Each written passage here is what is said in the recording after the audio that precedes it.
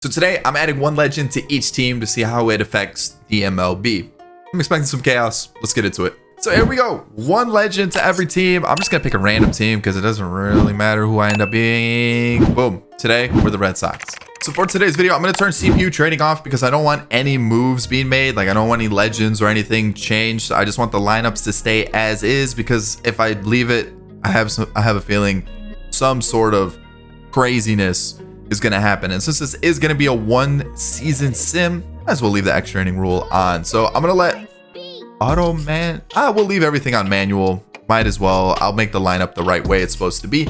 Let's get into the regular season. Let me show you every single legend that I have added to each team. So let me get to the roster because it's gonna be easier because I did include some pictures as well. So for the Orioles, we got Cal Ripken Jr. It was really tough. It was either him or Brooks Robinson.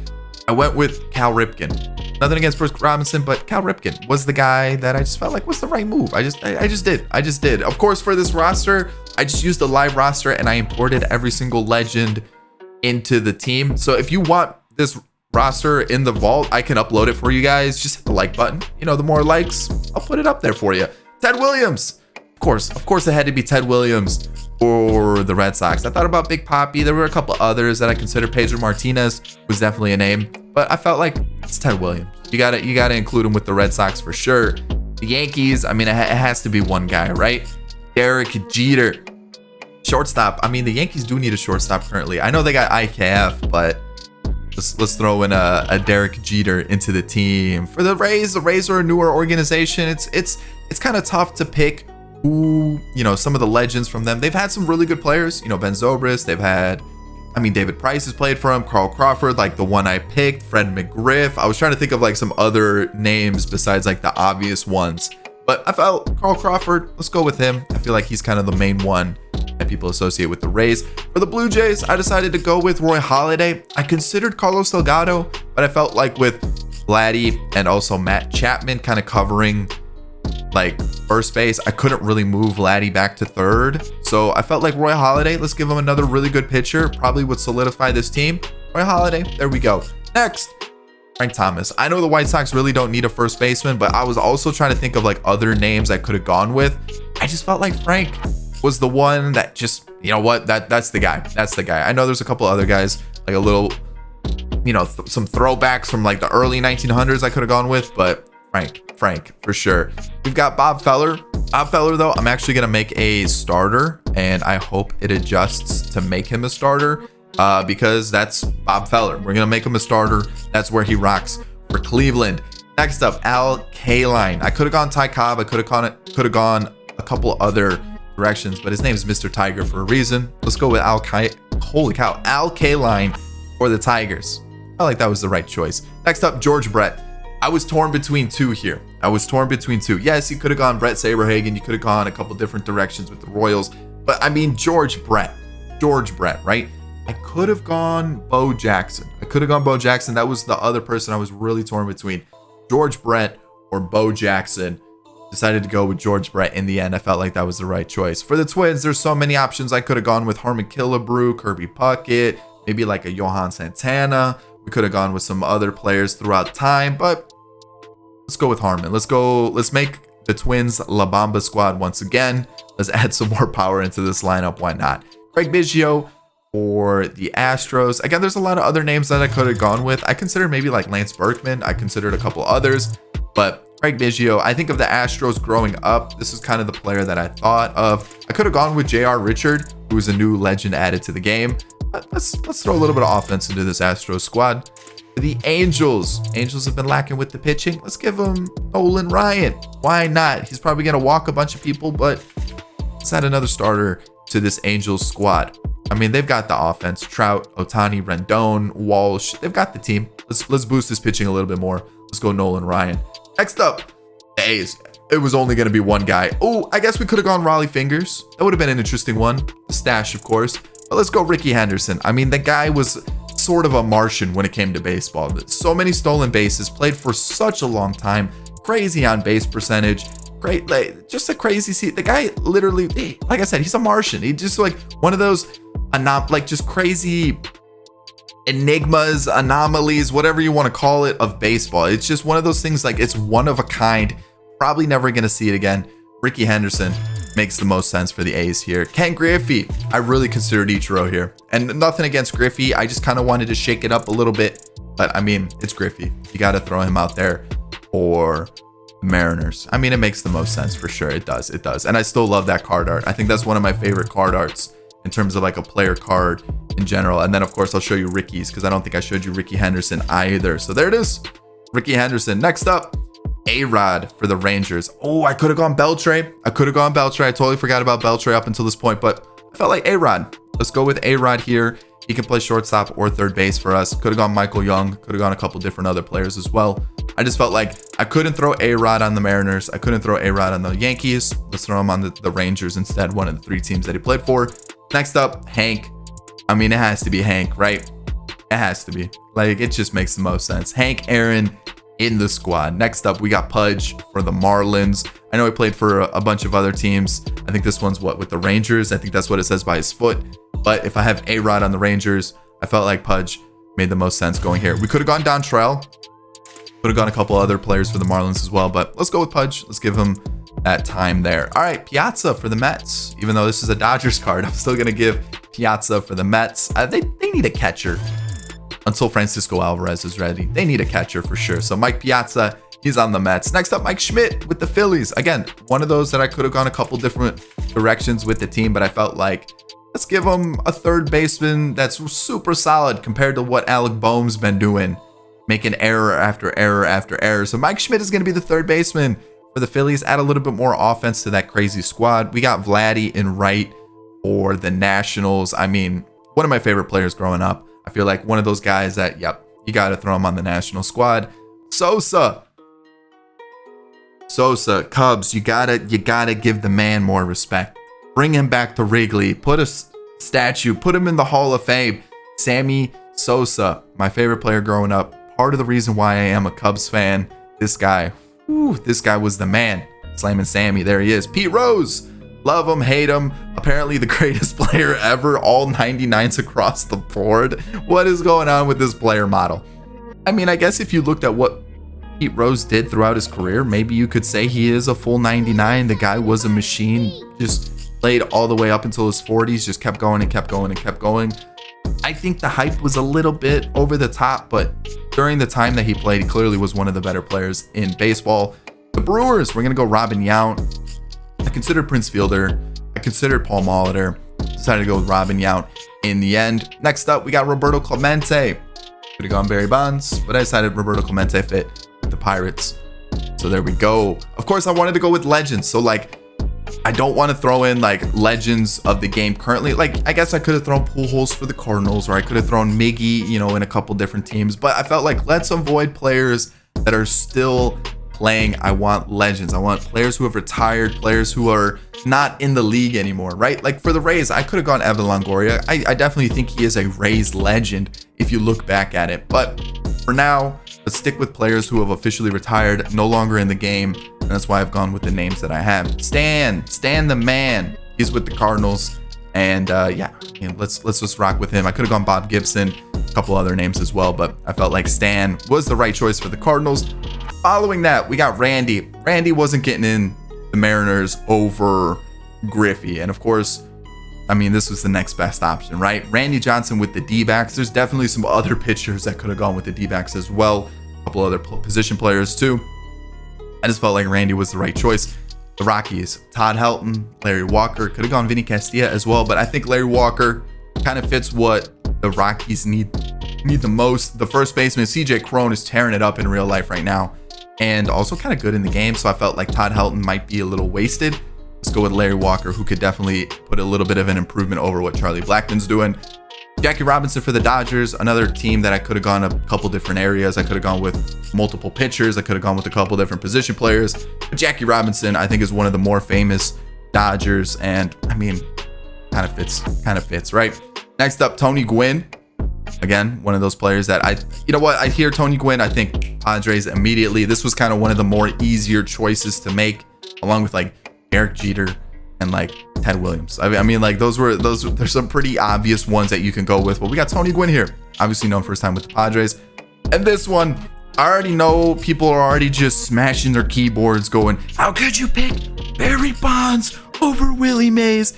Yeah, like chaos is about to ensue. We're gonna get the old heads in here that says Willie Mays, and you're gonna get like Willie Mays is the best player of all time. You're gonna get the people who said Barry Bonds was only good because of steroids. No.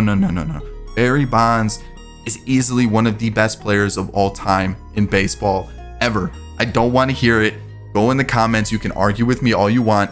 Barry Bonds is easily one of the best players ever. I don't care that he did steroids. 99% of the players that played during that time also did steroids. But also, you don't just become a good baseball player because you took steroids.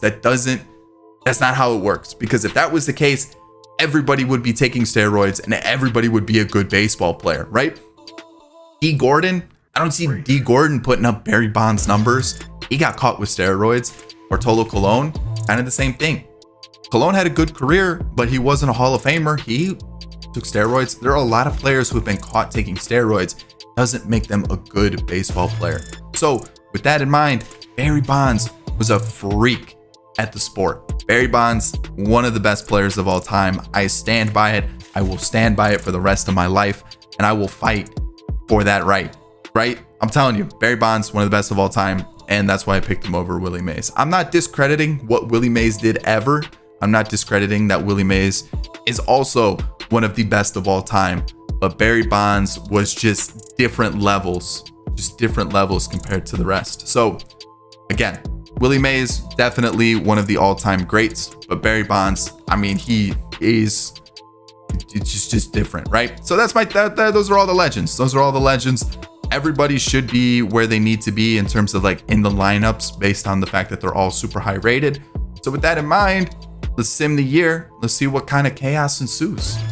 All right, let's take a look just to kind of see who's an all-star. We got Nolan Ryan there. What about on the other side of the league? Randy Johnson.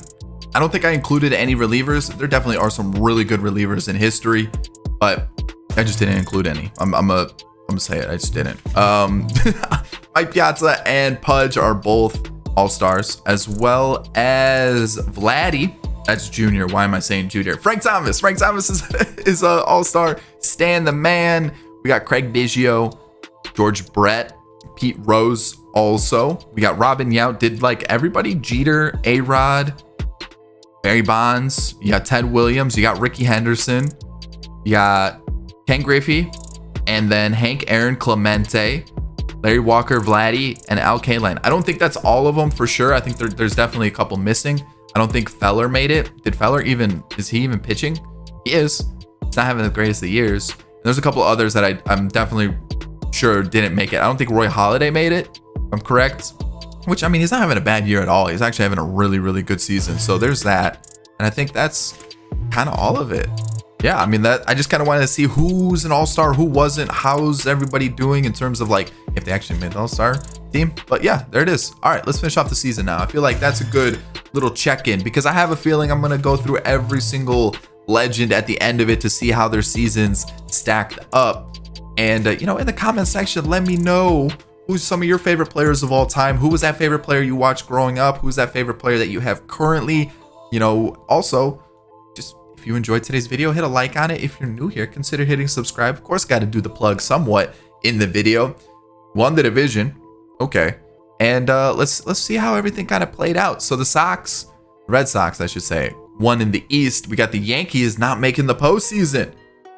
Wow. The White Sox. And then in the West, you've got 3 teams making it there. Okay. The Braves, the Mets, and the Marlins. No Phillies. The Marlins are these two are the wild card teams. The Brewers in the Central, and then the Dodgers in the West. Who missed out? The Padres and the Phillies missed it by a game.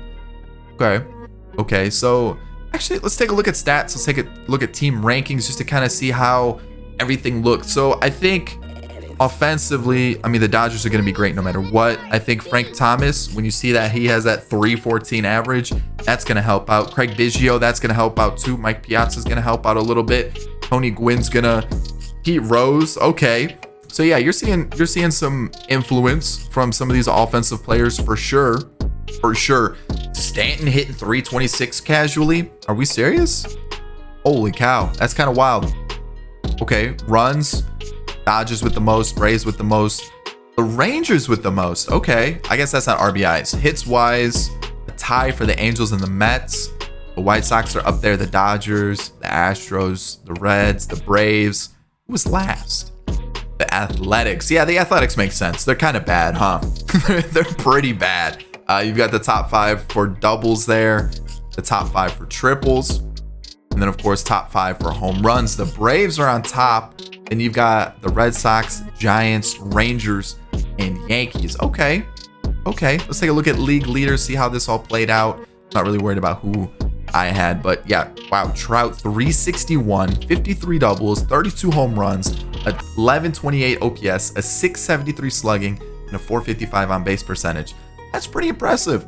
That's pretty impressive. Hank Aaron on the other side had a pretty good year. We'll look at his individual stats here in a second, but a couple players with 200 hits. Freddie Freeman just missed out on 200 hits along with Roberto Clemente and Robin Yount, and then 200 hits for Ted Williams. Derek Jeter was 1 shy, and then 5 shy for Craig Biggio. Okay, doubles coupled with 50 here. 62 doubles for Craig Biggio. That's insane. 14 triples for Henderson, 12 for Hank Aaron, and your home run leaders are 53 by Barry Bonds and 57 by Stanton, 56 for Brandon Lau, and 51 for Ted Williams. That's pretty impressive. And awards, what do we have here? Stanton is your MVP, just beating out Brandon Lau. That's wild. Brandon Lau? Barry Bonds winning it on the other side. Your Cy Young is Jacob deGrom along with Nolan Ryan, just beating out Roy Halladay, who had a unbelievable year by the looks of it. Cy Young, we already looked at. Batting title goes to Hank Aaron along with Mike Trout. Paul Sewald and Melanson are your relievers of the year. And then rookies of the year, Barry Bonds and Ted Williams. But that doesn't really count. So before we finish off the season, let's see every one of these legends' stat lines. So what do we have here? That's a good year.